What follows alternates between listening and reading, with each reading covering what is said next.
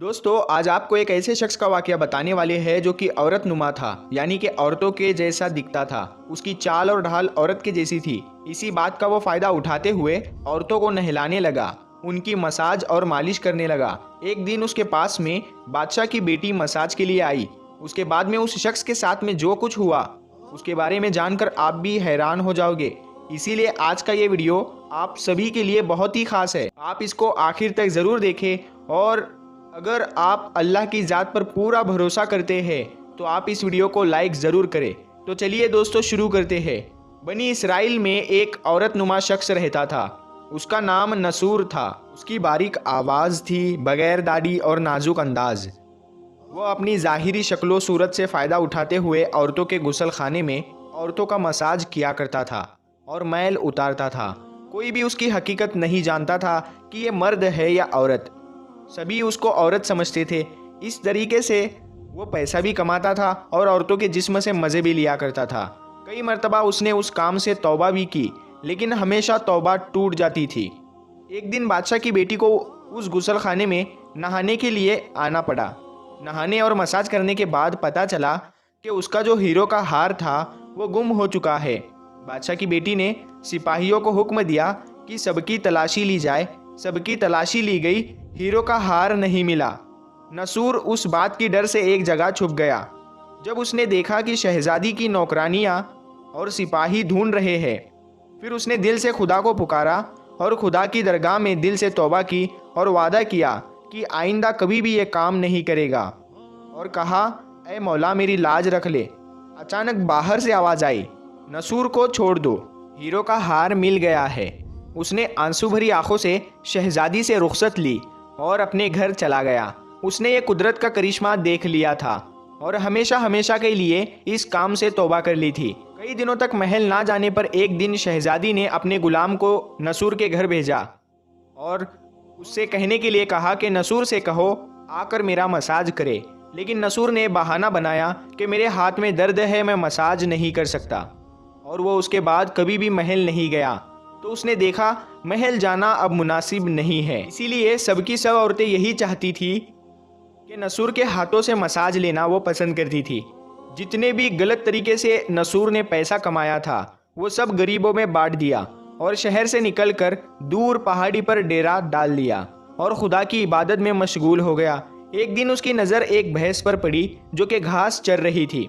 उसने सोचा कि किसी चरवाहे से भागकर यहाँ आ गई हो, मैं इसकी देखभाल कर लेता हूँ जब तक कि उसका मालिक यहाँ ना आ जाए। लिहाजा वो उस भैंस की देखभाल करने लगा। कुछ दिन बाद भैंस ने बच्चा दिया। वो उसका दूध इस्तेमाल करने लगा और कुछ दिन बाद तिजारती काफिला रास्ता भूलकर उस जगह आ गया और वो लोग प्यास की शिद्दत से निढाल थे। उन्होंने नसूर से पानी मांगा। नसूर ने सबको दूध पिलाया और सबको सैराब किया। काफिले वालों ने नसूर से शहर जाने का रास्ता पूछा तो उसने उनको आसान रास्ता समझाया।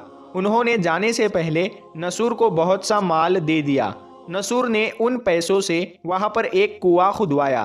आहिस्ता आहिस्ता वहाँ पर लोग रहने लगे और इमारतें तामीर होने लगी। वहाँ के लोग नसूर को बड़ी इज्जत और एहतराम से देखते थे। रफ्ता रफ्ता नसूर का आवाज़ा बादशाह तक जा पहुँचा। बादशाह, जो उसी शहजादी का बाप था, बादशाह के दिल में नसूर से मिलने का इस्तेहाक पैदा हुआ। बादशाह ने पैगाम भेजा कि बादशाह उनसे मिलना चाहते हैं, मेहरबानी करके दरबार में तशरीफ़ ले आए।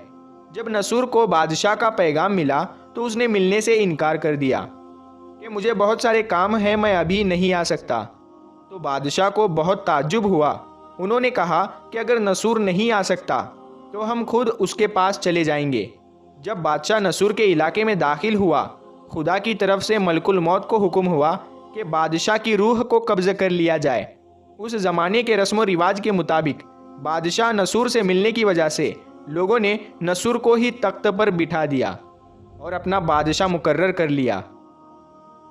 नसूर ने मुल्क में अदलो इंसाफ का निज़ाम साबित किया और उसी शहजादी से निकाह कर लिया। एक दिन नसूर तख्त पर बैठकर लोगों की दाद दरसी कर रहे थे, यानी शिकायतें सुन रहे थे। एक शख्स हाजिर हुआ और कहने लगा, कुछ ज़माने पहले मेरी भैंस गुम हो गई थी आपकी अदालत से अपनी भैंस का तलबगार हो। नसूर ने कहा, तुम्हारी भैंस मेरे पास है, आज जो कुछ मेरे पास है वो तुम्हारी भैंस की वजह से है। नसूर ने हुक्म दिया कि मेरे माल का आधा हिस्सा इस भैंस के मालिक को दे दिया जाए। वो शख्स खुदा के हुक्म से कहने लगा, ए नसूर, जान लो मैं ना इसका मालिक हूँ ना वो भैंस जानवर है, हम दोनों फरिश्ते हैं और हम तुम्हारा इम्तिहान लेने आए थे। ये सारा माल और दौलत तुम्हारे लिए है, ये सब तुम्हारी सच्ची तौबा करने का नतीजा है, ये सब तुमको मुबारक हो। तो इतना कहकर दोनों फरिश्ते नज़रों से गायब हो गए। इसीलिए सच्ची तौबा करने को तौबतन नसूर कहा जाता है, यानी कि ऐसी तौबा जिसके बाद कोई गुनाह ना हो। इब्ने मसूद रज़ी अल्लाह ताला अन्हु फरमाते हैं कि मोमिन अपने गुनाहों को यूँ देखता है जैसे वो कि पहाड़ के दामन में बैठा हो और डरता है कि कहीं वो इस पर गिर ना पड़े। और फाजिर अपने गुनाहों को ऐसे देखता है कि एक मक्खी है जो उसके नाक पर बैठ गई, फिर अपने हाथों के इशारे से बतलाया कि वो इस तरह करके उस मक्खी को नाक से उड़ा देता है। अल्लाहु अकबर। बंदे की तौबा से अल्लाह ताला की खुशी भी उसकी शान रुबूबियत और रहमत का तकाजा है कि उसका एक भटका हुआ बंदा अपनी नादानी से शैतान के फरेब में आकर उसकी इबादत की राह से भटक गया था, राह रास्त पर आ गया। लेकिन बंदे की तौबा व इस्तिगफार से अल्लाह ताला की शान में कोई इजाफा नहीं होता है। वो बड़ा है और बड़ा ही रहेगा, वो बेनियाज है, उसे हमारी ज़रूरत नहीं है, लेकिन हम उसके मोहताज हैं, उसकी कोई नज़ीर नहीं है। वो पूरी कायनात का खालिक व मालिक व राज़िक है। अल्लाह ताला से तौबा व इस्तिगफार करने का फ़ायदा हमें पहुँचता है, जिस तरह अल्लाह ताला के हुक्म की खिलाफ वर्जी करने पर उसका नुकसान भी हमें ही पहुँचता है। कुरान व हदीस की रोशनी में पूरी उम्मत मुस्लिमा का इत्तेफाक है कि गुनाहों से तौबा करना ज़रूरी है। अगर गुनाह का ताल्लुक अल्लाह के हुकूक से है, मसलन नमाज व रोज़ा की अदायगी में कोताही या उन आमाल को करना जिनसे अल्लाह और उसके रसूल ने मना किया है, मसलन शराब पीना और जिना करना, तो तौबा के लिए 3 शर्तें हैं। नंबर 1, गुनाह को छोड़ना। नंबर 2, किए गए गुनाह पर शर्मिंदा होना। नंबर 3, आइंदा गुनाह ना करने का पुख्ता इरादा करना। लेकिन अगर गुनाह का ताल्लुक हकूकुल इबाद से है तो उन 3 शर्तों के अलावा मज़ीद एक अहम शर्त ज़रूरी है कि पहले बंदे से मामला साफ़ किया जाए, यानी अगर उसका हक है तो वो अदा किया जाए या उससे माफ़ी तलब की जाए। गर्ज की बंदों के हुकूक के मुतालिक कल क़यामत तक के लिए अल्लाह ताला ने अपना उसूल व ज़ाब्ता बयान कर दिया। पहले बंदे का हक अदा किया जाए, उससे माफ़ी तलब की जाए, फिर अल्लाह ताला की तरफ तौबा के लिए रुजू किया जाए। आखिर में अल्लाह तबारक व ताला से दुआ है कि हमें भी ऐसी तौबा नसीब फरमाए। आमीन अल्लाहुम्मा आमीन। पहले दोस्तों इस वीडियो को शेयर करें और इस वीडियो को लाइक करें, कमेंट में अपनी राय ज़रूर दें। हम मिलते हैं फिर एक नई वीडियो के साथ, तब तक के लिए अस्सलामु अलैकुम, अल्लाह।